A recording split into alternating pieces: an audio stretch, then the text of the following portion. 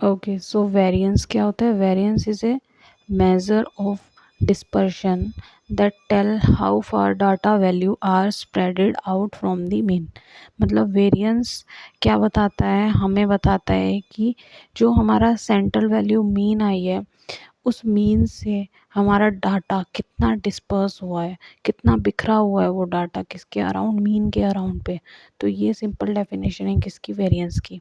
ठीक है, अब अगर हम इसका दूसरा मीनिंग देखें तो क्या है? Variance measures the average square deviation of observation from the mean. मतलब कि जो वेरिएंस है वो क्या मेज़र करता है? Average squared deviation. ठीक है, मतलब वो एवरेज से कितना डेविएट हो रहा है डाटा, इस चीज़ का क्या करता है? ऑब्जर्वेशन करता है। और हमारा एवरेज क्या था? मीन था। ठीक है, तो इन सिंपल वर्ड जो वेरिएंस है वो मीन के अराउंड कितना डाटा स्प्रेड हो रहा है, कितना डाटा डिस्पर्स हो रहा है, उसी को हम क्या बोल देते हैं? वेरिएंस बोल देते हैं। सो आई होप आपको वेरिएंस की मीनिंग समझ आ गया होगा। अभी नेक्स्ट क्वेश्चन अराइज होता है, why the variance is needed. Variance की क्या रिक्वायरमेंट है, क्यों ये ज़रूरी है? ठीक है, so mean tell the centre. अगर हम मीन की बात करें तो मीन हमें सिर्फ सेंटर की वैल्यू के बारे में बताता है। Variance tell how much values vary around the centre. लेकिन जो वेरिएंस होता है वो हमें ये बताता है कि सेंटर वैल्यू से, ठीक है, कितना जो डाटा है वो वेरी कर रहा है। ठीक है, एक सेंटर वैल्यू में जो हमने मीन लिया है उसमें डाटा कितना वेरी कर रहा है, उसमें कितना वेरिएंस है। ओके, सो ये क्या बताता है? वेरिएंस बताता है। सो टू डाटा सेट में have same mean but different variance. Okay, so अगर हम एक बार में दो डाटा को स्टडी कर रहे हैं तो उन दोनों डाटा का मीन तो सेम हो सकता है। ठीक है, there mean could be same, लेकिन उनका वेरिएंस कभी भी सेम नहीं होगा। उन सब डाटास का वेरिएंस क्या होगा? हमेशा डिफरेंट होगा। ओके, सो यहाँ पर हम एक डायग्राम देख लेते हैं यहाँ पर। ठीक है, जो हमें वेरिएंस का क्लियर आइडिया देगा।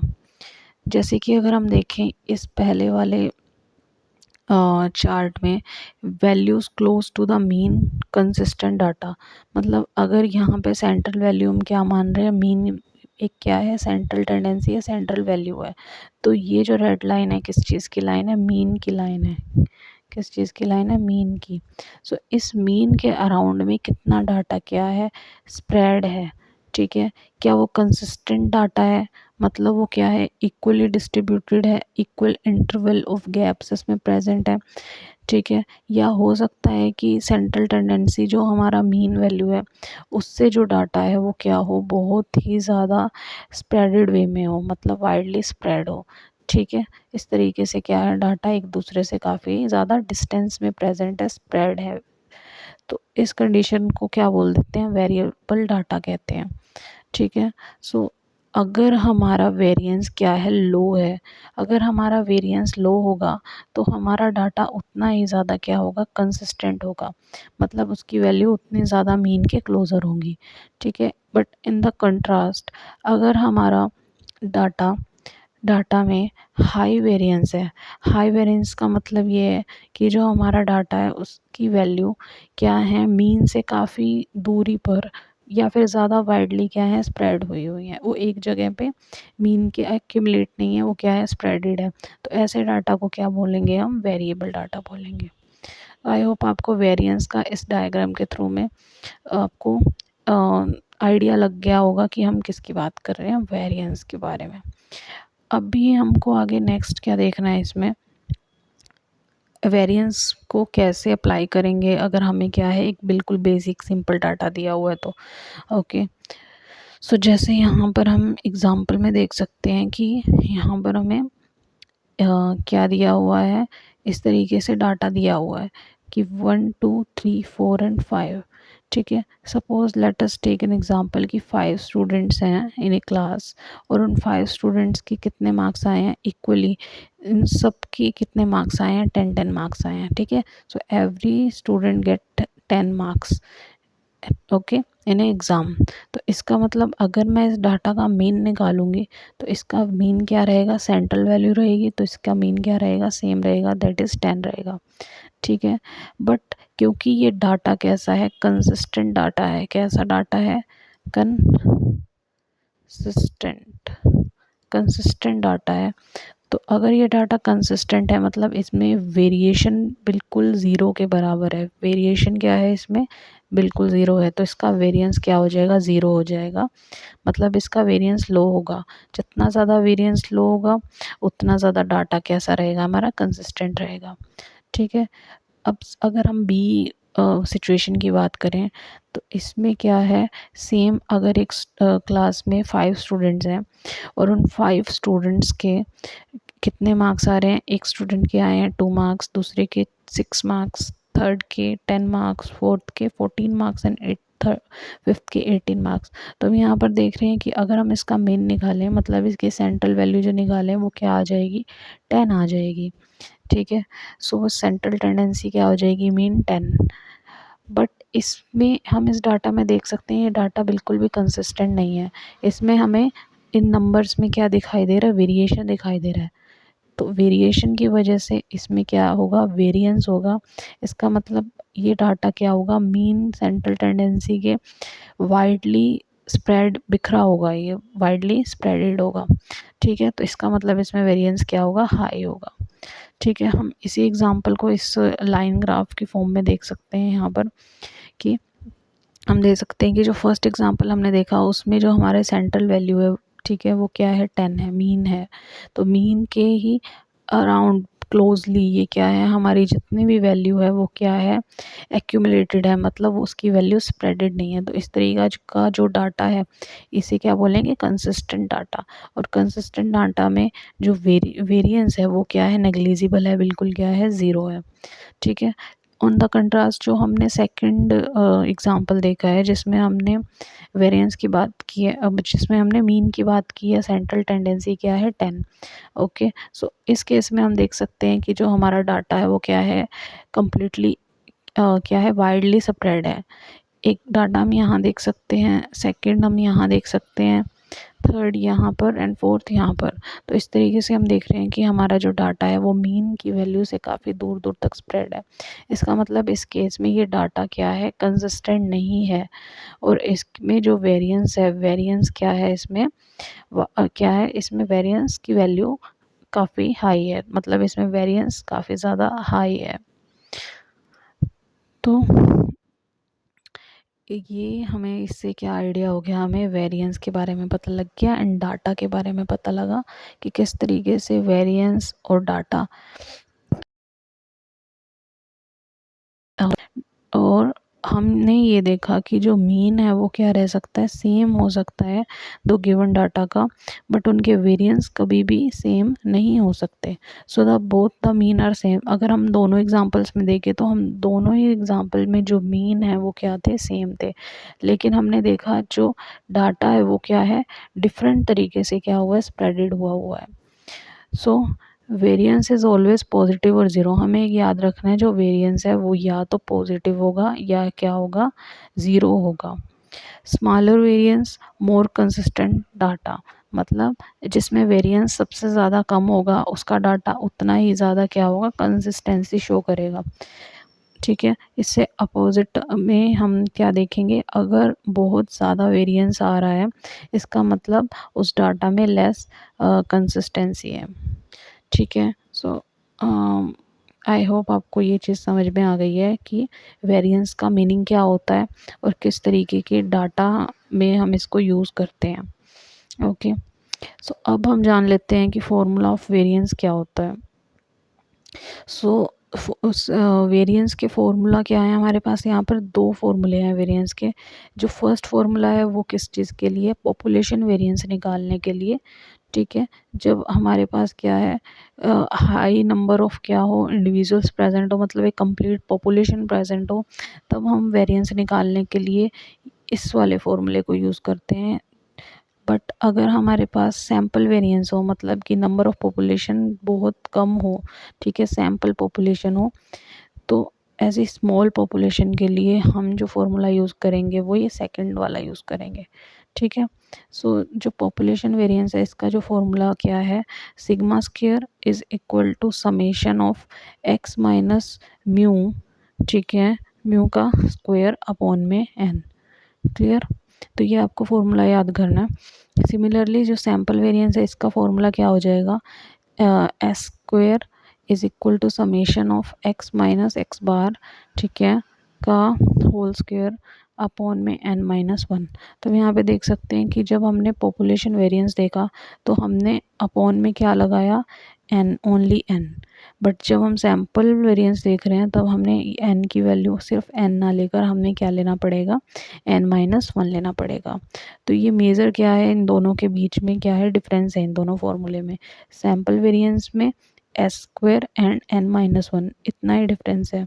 और पॉपुलेशन वेरिएंस में हमें सिग्मा स्क्वायर लेना है, को रिप्रेजेंट करेंगे, एंड वहाँ पर एन माइनस वन नहीं लेना, हमें पॉपुलेशन वेरिएंस में सिर्फ एन की वैल्यू लेनी है। क्लियर?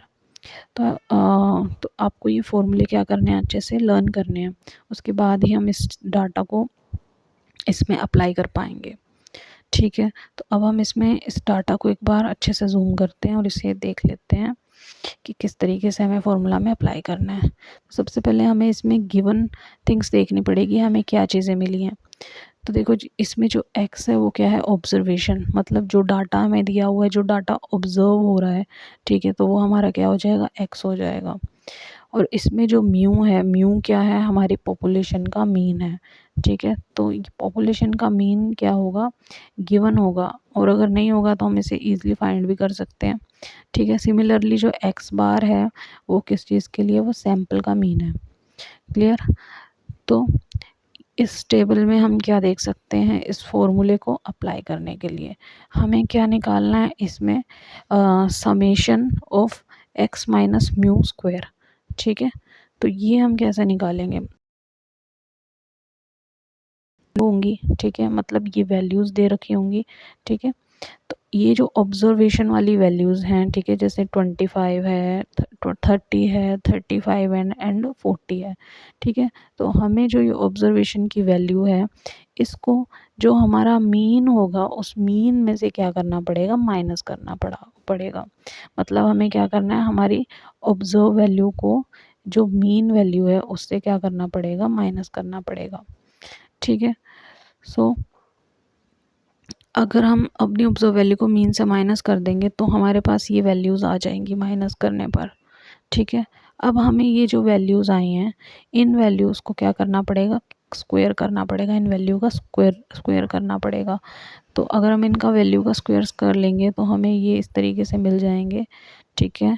यहाँ पे हम देख सकते हैं 2 का स्क्वायर 4, 3 का स्क्वायर 9, 8 का स्क्वायर 8, 8 10 64, 7 का स्क्वायर 49, इस तरीके से हमें इसके स्क्वायर मिल जाएंगे। तो अब हमें अपना जो फॉर्मूला है, ठीक है, जो हमने वेरिएंस का फॉर्मूला देखा था, कौन सा फॉर्मूला देखा था, ये वाला, ठीक है। पॉपुलेशन वेरिएंस के लिए हमने अगर ये फॉर्मूला देखा था कि summation of x minus mu square, तो इसमें अब समेशन है किस चीज़ का, एक्स माइनस म्यू स्क्वायर का। तो हमें कैसे निकालना पड़ेगा, हम इसके अंदर हमें जो हमारी वैल्यूज़ हैं, जो ये हमारी एक्स माइनस म्यू की वैल्यूज़ आई हैं, ठीक है, इनको स्क्वायर करके जो वैल्यू आई है 49 प्लस में 4 प्लस में 9 प्लस में 64, इन सबको हमें क्या करना पड़ेगा, ऐड करना पड़ेगा। तो अगर हम इन सभी वैल्यूज़ को क्या कर लेंगे, ऐड कर लेंगे, तो हमारे पास क्या आ जाएगा, अगर हम इन सब वैल्यूज़ को ऐड कर लेंगे तो हमारे पास ये 126 आ जाएगा, ठीक है।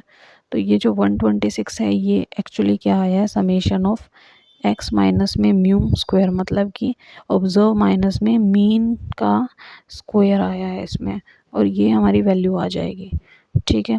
अब हमें फॉर्मूले में पुट करना है हमारी इस गिवन वैल्यू को। तो हम यहाँ पे देख सकते हैं फर्दर इस फॉर्मूले में इस वैल्यू को जब अप्लाई किया गया है तो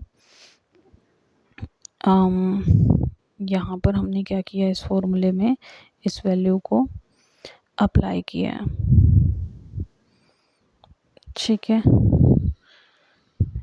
यहाँ पर हमने क्या किया है, इस फॉर्मूले में इस वैल्यू को क्या कर देंगे, अप्लाई कर देंगे और यहाँ पे n की वैल्यू लिख देंगे, कितने नंबर ऑफ़ स्टूडेंट्स अगर है हमारे पास, ठीक है, एंड माइनस में 1 कर देंगे तो ये हमारा क्या आ जाएगा, सैम्पल वेरिएंस आ जाएगा। सो वाई स्क्वायर द डेविएशन। अब क्वेश्चन ये राइज होता है कि हमारा जो यहाँ पर डेविएशन आया है, ठीक है, तो हमने इस डेविएशन को स्क्वायर क्यों किया, ठीक है, हमने इसको स्क्वायर करने की क्या ज़रूरत पड़ी।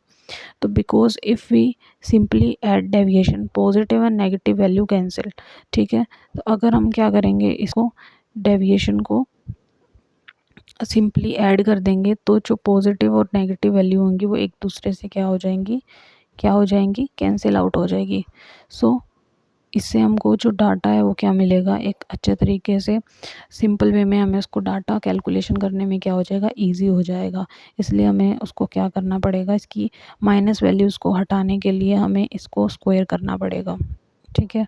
सो आई होप आपको समझ आ गया होगा कि हमें इसको स्क्वायर करने की ज़रूरत क्यों पड़ती है, ठीक है। तो यहाँ पे आप इस फॉर्मूले में इन सिंबल्स के मीनिंग देख सकते हैं, जैसे कि सिग्मा स्क्वायर क्या है, population variance is equal to summation of x, x क्या है हमारा ऑब्जर्वेशन, ठीक है, एंड म्यू क्या है, म्यू है हमारा पॉपुलेशन का मीन का स्क्वायर, ठीक है, अपॉन में जो एन है वो क्या है, हमारी पॉपुलेशन का साइज़। और अगर हम किसकी बात कर रहे हैं, सैम्पल मीन की बात कर रहे हैं, तो स्मॉल एन क्या हो जाएगा, सैम्पल का साइज़ हो जाएगा, ठीक है। और एक्स बार किस चीज़ के लिए है, ये मीन है किस चीज़ का, सैम्पल का मीन है। और म्यू क्या है, वो मीन है किस चीज़ का, पॉपुलेशन का मीन है, ठीक है। सो आपको आइडिया लग गया होगा किस चीज़ का, इन दोनों फॉर्मूलेज़ के बारे में, ठीक है। अब हम क्या करते हैं, इसमें को एक फ़ॉर्मूले में इसको एक डाटा में अप्लाई करके देखते हैं इस फॉर्मूले को, ठीक है। सो जैसे आप देख सकते हैं एक डाटा गिवन है, एक सिंपल सा डाटा गिवन है जिसमें 2, 4 एंड 6 दिया हुआ है, ठीक है। तो ये क्या है, हमारी ऑब्जर्वेशन है, मतलब एक्स है, ठीक है। सो 2, 4 एंड 6 क्या है, ऑब्जर्वेशंस है। अब इसमें अगर हमें एन की वैल्यू निकालनी पड़े, मतलब कि हमें क्या निकालना है इसमें, सैम्पल का जो सैम्पल का साइज़ है वो निकालना है। तो इसमें नंबर ऑफ़ स्टूडेंट जो होंगे वही सैम्पल का साइज़ हो जाएगा, मतलब 1, 2 एंड 3, सैम्पल साइज़ कितना हो जाएगा, 3, ओके। अब हमें क्या करना है, नेक्स्ट स्टेप में हमें कुछ नहीं करना, हमें बस हमारा जो जो हमारा इसके अंदर क्या है, ठीक है। तो अब हमें क्या करना है, हमारी ऑब्जर्व वैल्यू में से जो मीन है, ठीक है, एक्स बार है जिसे मीन कहते हैं, उसको क्या कर देना, माइनस कर देना है और उन दोनों की वैल्यू को स्क्वायर कर देना है। अगेन हम इसको स्क्वायर क्यों कर रहे हैं, ताकि जो इसमें माइनस वैल्यू होंगी, ठीक है, और प्लस वो क्या हो जाएगा, उसको कट आउट हो जाएगा वो एक दूसरे से, इसलिए हमें इसको स्क्वायर करना पड़ रहा है। तो इसमें ऑब्जर्व वैल्यू क्या है, पहले एक्स की वैल्यू 2 माइनस में, और जो हमने इसका मीन निकाला है, मतलब इसकी जो सेंट्रल टेंडेंसी निकाली है वो क्या हो जाएगा, क्या हो जाएगा, 4 हो जाएगा मीन। तो इसमें से इसमें ऑब्जर्व वैल्यू में से मीन को माइनस कर देंगे और फिर उसका स्क्वायर कर देंगे, तो हमारे पास ये हमारी वैल्यू आ जाएगी। सिमिलरली सेकंड केस में भी हम क्या कर रहे हैं, जो हमारा ऑब्जर्व डाटा है 4, उसमें से हमारी मीन की वैल्यू को क्या करेंगे, हम माइनस कर देंगे और उसका स्क्वायर कर देंगे और आंसर आ जाएगा हमारा 0।